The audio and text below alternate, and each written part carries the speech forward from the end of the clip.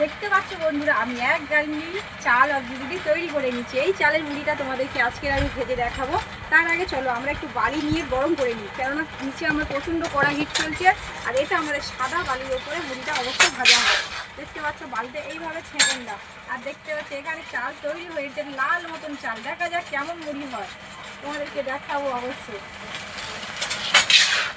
এটা ছোট করে অল্প করে চালটা দিলাম, দেখে নিলাম কতটা হিট হয়েছে। এবারে এক মালা বেশি করে দেবো, দেখো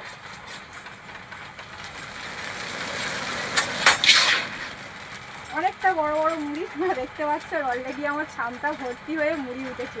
এই মুড়িটার চালের নাম হচ্ছে গিয়ে ললাট চালের মুড়ি। খুব সুন্দর মুড়ি হয়, অনেকটা বড় বড় ফিটনেসের মুড়ি হয় বন্ধুরা। আর তোমাদেরকে এই ভিডিওটা তোমাদেরকে দেখালাম। আর ললাট চালের ব্র্যান্ডের মুড়িটা অবশ্যই সবসময় ভালো হয়।